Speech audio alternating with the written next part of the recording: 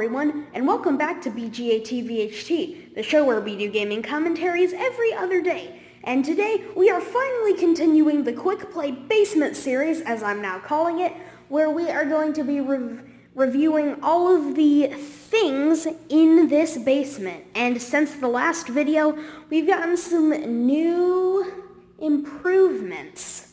And you'll be seeing those throughout the whole series as we lead up to BGA TVHT episode 50, where that'll be like a whole new thing. Just you wait for that.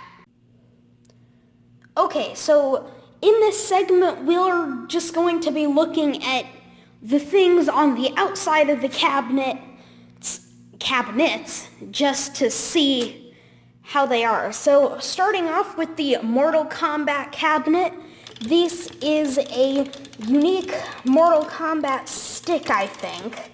It's got, all the buttons. This cabinet has the first 3 games, Mortal Kombat 2, and Ultimate Mortal Kombat 3 on them. Each of these buttons obviously has to feel really good.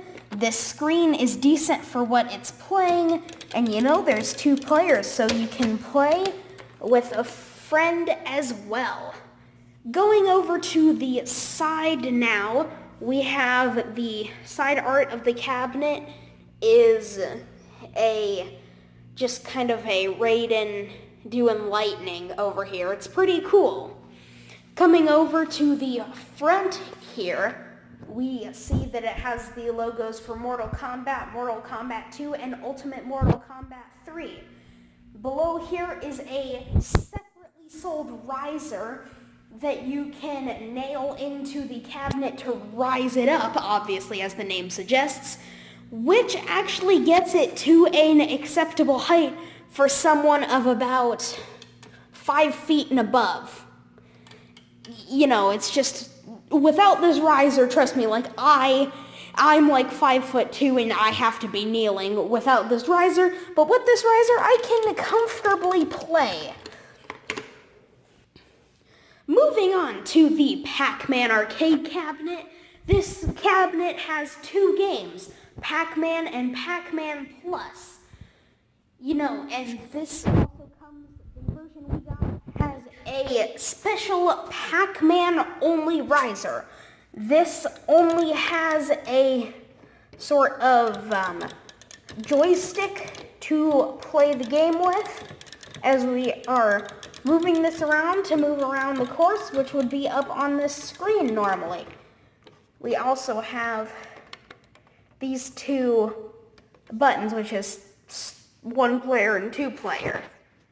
As you see with the side art here, it's the classic Pac-Man cabinet art, the original game. Yeah.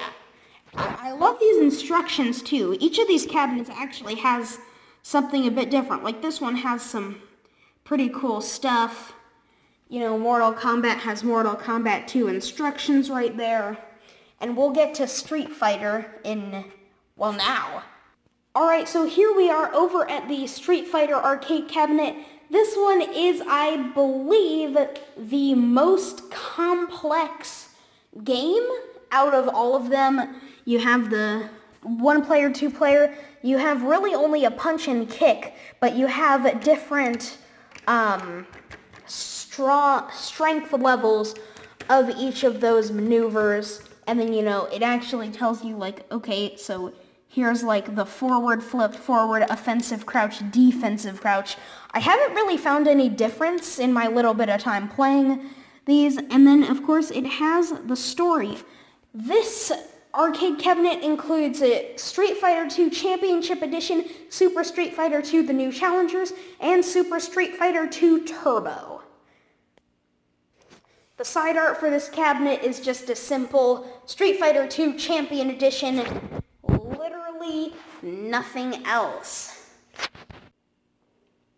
With that, let's head up to the studio to look at some more technical specs of these machines. Now that we've had a look at the cosmetic design of the cabinets, let's talk about what's underneath. The cabinet is powered by an AC-DC adapter. The input power is from a 100 to 240 volt 50 to 60 Hz 1A max. The output power is from a DC12V3A. The monitor is a 17-inch LCD screen, and the dimensions of the assembled cabinet are 45.8 inches times 19 inches times 22.75 inches. For centimeters, it's 18.74.8.9. What about the quality of the games on the cabinet? Going from worst to best, I think the Pac-Man cabinet is going to be in last place here. No, by all means, I'm not saying that any of these cabinets have a bad selection of games, just going from the worst selection of games to the best selection of games. With just 2 games, both of them are versions of the original Pac-Man, with the original game and Pac-Man Plus. The two don't seem to be very different at first glance, and there are some differences, but overall I'd much rather play the original over Pac-Man Plus, which is more confusing right out of the gate. Next up the totem pole is the Street Fighter II arcade cabinet. What this one really lacks is some serious variety. All 3 games are versions of the same game to begin with, just with a few different characters. The gameplay doesn't change too much from game to game because, like I said before, the gameplay does not change as much as if you had 3 separate games here. Finally, at the top of the totem pole, the Mortal Kombat arcade cabinet. This is what you want out of an arcade cabinet like this. You can feel the improvement from the first to second. You can really grip the control sticks good because of how different they are from the Street Fighter and Pac Man ones. With 3 full games completely separate from each other, the Mortal Kombat cabinet gives you way more replayability than the other 2. Pac-Man may be fun, sure, but Mortal Kombat offers a lot more to do. Though the first game is quite stiff. If I were you, I'd mostly stick to the second. The third is extremely hard for multiplayer.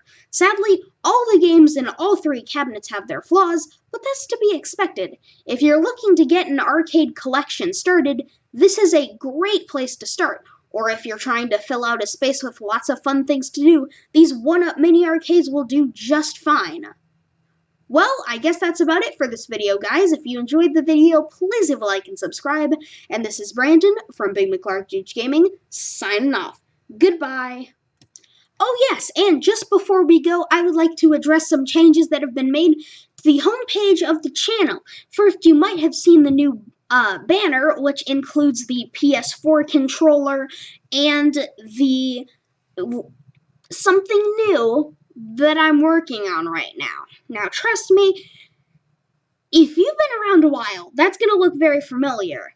And if you've looked at the featured playlists on the homepage recently, and by recently I mean literally today, then you're going to see some pretty interesting things popping up over there. Things that you should be definitely keeping on the lookout for in the next few weeks, because I have some pretty big things planned to get something new started. So yeah, just be on the lookout for that. And yeah, so now here's the real end of the video. Goodbye.